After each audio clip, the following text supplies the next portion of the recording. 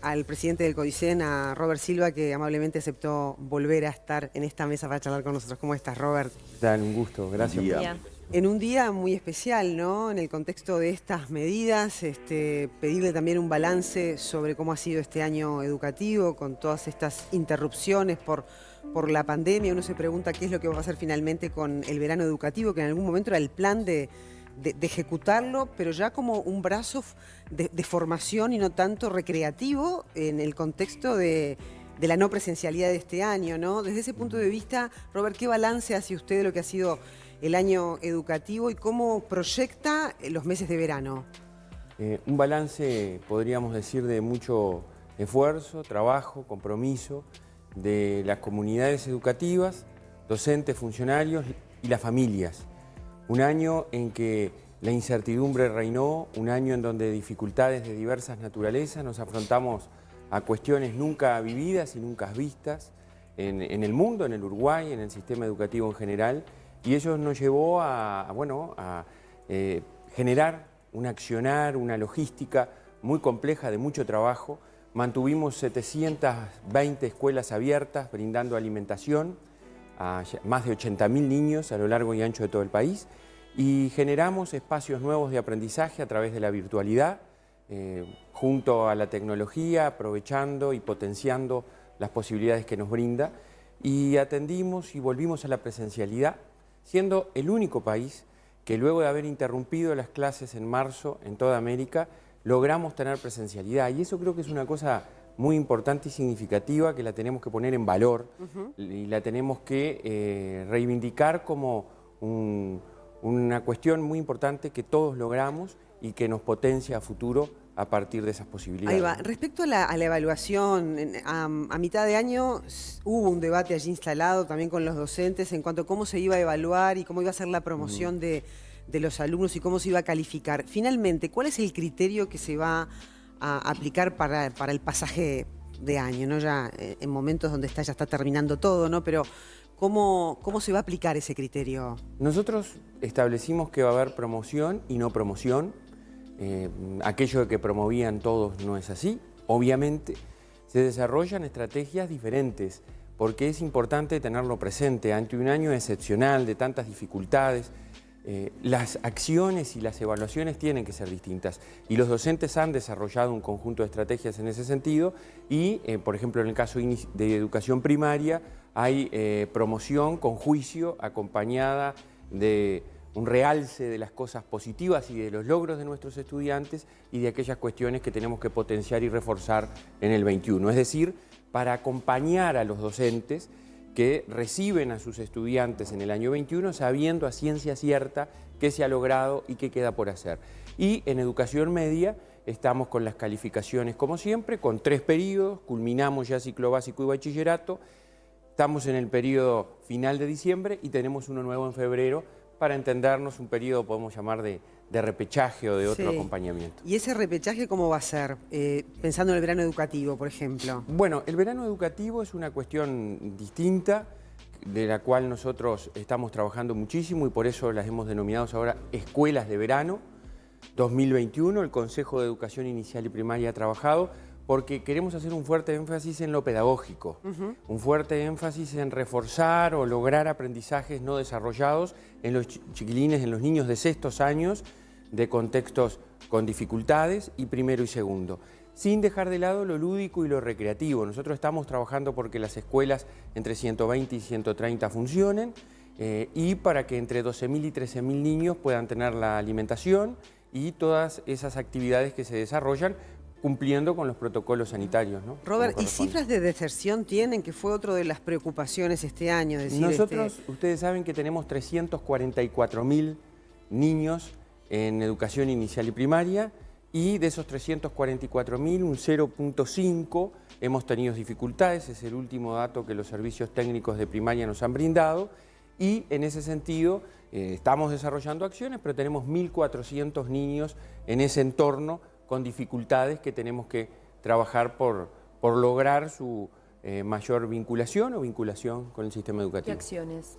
Bueno, las acciones son acciones con nuestros maestros comunitarios, con nuestros equipos docentes, con el trabajo también en algunos casos, y hay que decirlo, con la judicialización de las situaciones, para que aquel adulto responsable, aquella familia, aquel padre que no cumple con su obligación, la cumpla, y en eso los equipos docentes de todo el país, a través de las inspecciones, trabajan fuertemente. Pero ¿Cómo en es el una proceso? situación... ¿Se intima a la familia? Sí, se habla con la policía comunitaria, se va a buscar acompañado a la familia, ya previo muchísimos intentos que seguramente no hayan dado resultado y por eso se acude. Esa es la última actuación. ¿Cuántas familias ya hubo en esa situación? El número exacto no tengo, y creo que eso es un tema que como digo, es la última situación, porque en realidad nosotros no somos amigos de la judicialización de las situaciones, lo hacemos cuando corresponde. Pero son cuando cientos, no hay... son menos. Y si yo digo que son 1.400 niños que tenemos situaciones difíciles, en ese entorno son las cifras que nosotros manejamos de niños en los cuales o hacemos un acompañamiento nosotros o hacen un acompañamiento a través de ese recurso. Que, como le decía, ¿no? En circunstancias difíciles hay que acudir a él. Y en materia de desempeño, ¿sigue siendo una preocupación los de sexto año? Porque en algún momento se marcó que era como, digamos, la currícula un momento bisagra en el aprendizaje, ¿no?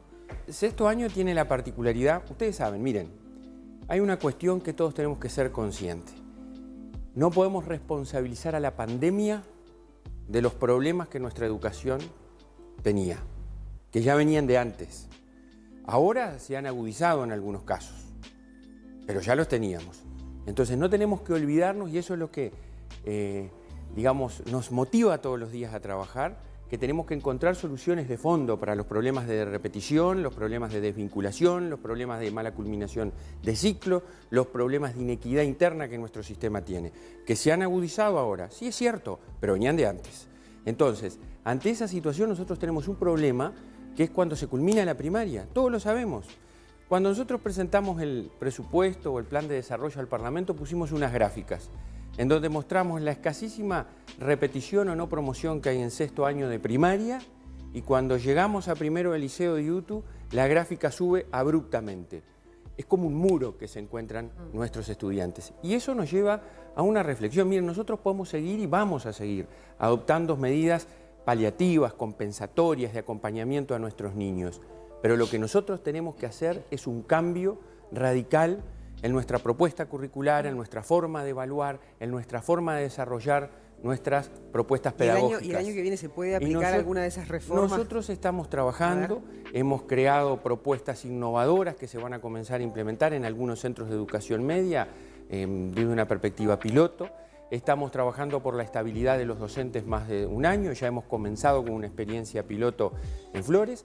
Esto es una cuestión que venimos reivindicando hace mucho tiempo, que no todos los años elijamos los docentes, que tengamos un mínimo de estabilidad para generar proyecto de centro, pertenencia, y en esas cuestiones estamos trabajando. Tengo que reconocer, muchísimo tiempo hemos dedicado, y lo sentimos tiempo lógicamente bien invertido, porque los resultados están a la vista de cómo hemos evolucionado en la pandemia, pero mucho tiempo hubo que dedicar a la circunstancia de la pandemia. Entonces nos distrajo un poco, o nos quitó el tiempo, o no nos dejó tener el tiempo que hubiésemos querido en desarrollar todo eso. En ese aspecto, entonces, es un año perdido. No es un año perdido, porque nosotros hicimos acompañamiento de nuestras comunidades, estamos teniendo logros inesperados en la situación.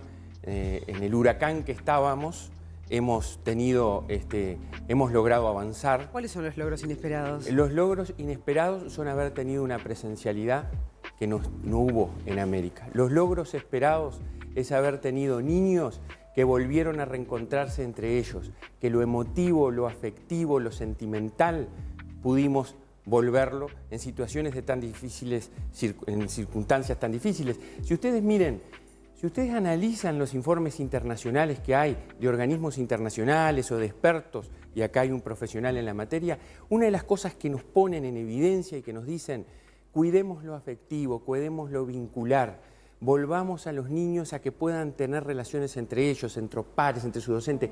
Eso es un éxito. Los psicólogos hablaban de cuidar sin descuidar, ¿no? Exactamente, y eso el país lo logró.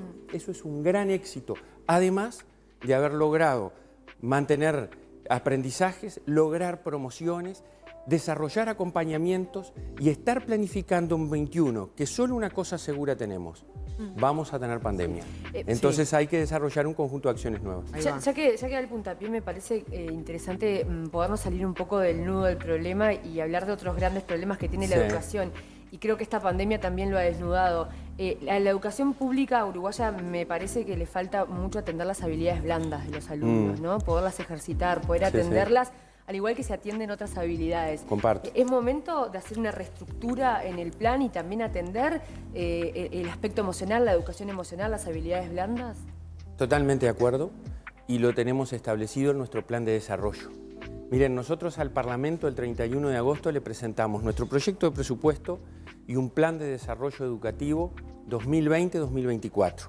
Y esa es nuestra hoja de ruta, es por donde vamos. En ese plan educativo de los próximos 5 años del Uruguay, nosotros establecemos prioridades en matemática, en lengua, en pensamiento científico y artístico y en habilidades socioemocionales, que nos parece que son fundamentales para el desarrollo de las aptitudes y actitudes de los futuros ciudadanos. Y para eso lo establecemos no solo en nuestros niños, sino en los docentes. Si los docentes no somos formados, no aprendemos a valorar o a desarrollarnos nosotros en esos ámbitos, mal podemos potenciarlo en nuestros estudiantes. Así que tenemos un plan específico. Ya en el 2021 comenzamos en algo más de 40 centros un plan de fortalecimiento y de acompañamiento en habilidades socioemocionales. Silva, hablando de lo que es desarrollo y lo que es justamente habilidades, se cortó el convenio que existía con Facultad de Medicina en lo que tiene que ver con psicomotricidad para el nivel inicial. ¿Se va a sustituir de alguna manera algo que es tan importante justamente para los más pequeños? Sí, yo estuve hablando ayer con la directora general de Educación Inicial y Primaria. Esa es una resolución que tomó el Consejo. Que tenía como 20 y pico de años ese convenio, ¿no? Un tiempo, ellos entienden que hay que evaluarlo, van a desarrollar estrategias de acompañamiento mientras evalúan. Porque hay una cosa que nosotros hemos instaurado. Miren, nosotros estamos poniendo orden en muchas cosas. Los recursos que nosotros tenemos, los 78.000 millones de pesos por año que la sociedad le da a la educación pública del Uruguay, tienen que ser utilizados de la mejor manera posible y tenemos que rendir cuenta, informar. Y aquí el Consejo entendió que hay que evaluar, que hay que ver cuáles son las acciones que se llevan adelante, los impactos que están teniendo. Lo que sí me puedo comprometer ante tu consulta es que vamos a desarrollar acciones. Va a seguir acciones, la psicomotricidad a nivel inicial. Vamos a seguir acompañando desde esa perspectiva. Fíjense que los jardines que se están habilitando tienen salas de psicomotricidad, o sea que vamos a seguir en esa línea. La fecha de reinicio de cursos ya usted la ha anunciado, a partir del 1 de marzo inicial y primaria, y media y básica. Siempre que las condiciones lo permitan, dijo usted, las obras COVID, esas que se anunciaron, ¿pueden condicionar, pueden cambiar las fechas de recomienzo de las clases?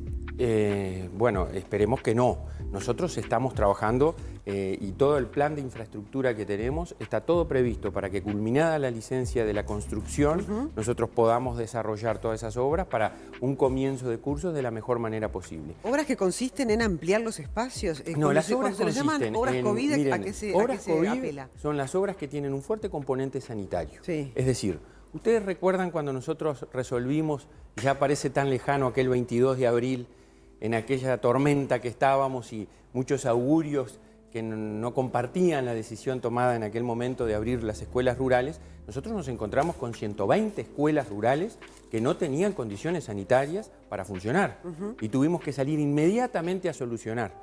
Esas soluciones no siempre fueron definitivas. Agua potable, baños, desechos de aguas. Entonces, lo que resolvimos es establecer acciones de infraestructura que atiendan de aquí y por un mayor tiempo, con vocación de permanencia, esas situaciones sanitarias y a la vez cuestiones vinculadas al mantenimiento. Nosotros nos hemos encontrado con un sistema edilicio, ¿no? Tenemos 2.781 centros, de los cuales muchos están muy bien, pero muchos están muy mal. Fuera del área rural, ¿cuáles son las mayores carencias? Bueno, tenemos nosotros problemas en servicios sanitarios y tenemos problemas de mantenimiento en lo que tiene que ver con cuestiones de humedades, filtraciones, mantenimiento de, digamos, de pinturas, de cuestiones no solo estéticas, sino también que están vinculados a lo sanitario, por lo que nos explica. Robert, ¿fue una buena decisión el no haber parado las clases? El presidente en las anteriores medidas a las de ayer había puesto el propósito, incluso estuvo sobre la mesa, lo reconoció, el también detener las clases, pararlas. Y desde la educación se le dijo no, ¿no? ¿Fue una buena decisión? ¿Fue un buen consejo ese? Mira, tú sabes que cuando yo siempre sostengo que yo en esto de la cosa pública, yo he estado en varias funciones y uno siempre cuando tiene que tomar decisiones las medita y hay que reconocer que el peso de la responsabilidad se siente. El 22 de abril, cuando tuvimos que tomar la decisión, con el presidente de la República, con el ministro de Educación, con el ministro de Salud Pública, no estaba el GACH en aquel momento, de reabrir las 1040 escuelas rurales, que fue todo un proceso paulatino, y luego en junio en las otras escuelas, fueron decisiones pensadas, meditadas, analizadas, pero difíciles. Cuando el otro día, en la última instancia que tú te refieres, con el ministro de Educación hicimos hincapié, y también lo hizo el coordinador del grupo asesor científico de la importancia de mantener las escuelas, lo hicimos sobre todo pensando en los niños, pensando en su familia, pensando en eso que hablamos hace un rato. Porque si hay que cerrar las escuelas ante las circunstancias que el país padezca desde un punto de vista sanitario, se hace. Pero la pregunta era, ¿no hay otras medidas que sean paliativas? Y bueno, el análisis conjunto y colectivo demostró que había otras medidas y que nos permitieron, ¿sabes qué? Una cosa que es fundamental. Ante un año de tantas dificultades, permitirle a nuestros niños que se despidan entre ellos. Que haya el saludo, que haya la despedida y el reencuentro hasta el año próximo. Permitirle a las madres que se despidan de otros niños, a los maestros, a los docentes de sus niños, de sus estudiantes. Y eso es una cosa que se valora. ¿Por qué? Porque no nos queda aquello de terminar abruptamente el año escolar, sino que lo terminamos en diálogo, en despedida, en entrega de carpetas y en ese saludo hasta luego, hasta el año próximo. Muchos creativos también, profesores, a fin de año. Sin duda, sin duda. Ayer yo tuiteé uno, ¿no? De una maestra en Vergara, en 33, que inventó una radio casera para comunicarse. Y a veces, permíteme un segundo, miren, y a veces algunos dicen, pero si están las computadoras, si está, ¿saben cuál? Hay que conocer muchas cosas antes de salir a hablar, porque en el interior y en el interior profundo tenemos problemas de conectividad, tenemos problemas de dispositivos o de que las familias lo tengan. Entonces el invento de esta docente permitió, porque nos hemos comunicado, que estén en contacto con sus estudiantes en forma permanente. Le pido que se breve porque tenemos que cerrar, pero el verano siempre es un desafío para la educación porque hay muchas familias, muchos niños que dejan de recibir el alimento que provee la educación pública, dejan de recibir tal vez la atención. Y en este año más complicado para la economía, donde muchas familias la están pasando mal, ¿cuál es el plan de las escuelas para poder acompañar o abrazar a esas familias? Bueno, nosotros lo que sí tenemos seguro son nuestras escuelas de verano que van a estar funcionando y van a brindar alimentación. Lo que sí también lo que hemos hecho, que por primera vez en la historia a todos los que estaban en el servicio de alimentación se le dio comida en turismo y en las vacaciones de julio. Y estamos conversando con el MIDES porque es una cuestión que preocupa al Ministerio de Desarrollo Social y nosotros también tenemos una infraestructura, tenemos comedores, tenemos una posibilidad de trabajar en ese sentido, así que veremos en qué podemos avanzar y qué decisiones tomar. ¿Están con eso en el MIDES, con el MIDES? Estamos conversando, lo conversé personalmente con el ministro. ¿Cuándo estaría la decisión? Y bueno, esperemos algunas cuestiones y contactos que el propio ministerio tiene que llevar adelante. Nosotros, por ejemplo, ahora en la mañana tenemos un contacto con el Congreso de Intendentes, vamos a ir a hablar con ellos, queremos generar mucho mayor sinergia entre los representantes de la educación en cada departamento y las intendencias, más allá de la que ya existe, sobre todo en el interior. Robert Silva, muchas gracias por acompañarnos esta mañana. Gracias a ustedes. Y que sea un buen año el que viene también, Ojalá. Con buenos balances y que se van a aplicar todas estos cambios, reformas, medidas que ayudan a una mejor educación, ¿no? Que es la base de todo. Y que sigamos juntos y la oportunidad que ustedes nos brindan, que es hablar con la sociedad, hablar en conjunto, plantear estos temas y generar lo que es más importante para el cambio, conciencia colectiva de la necesidad de transformar la educación. Muchísimas gracias.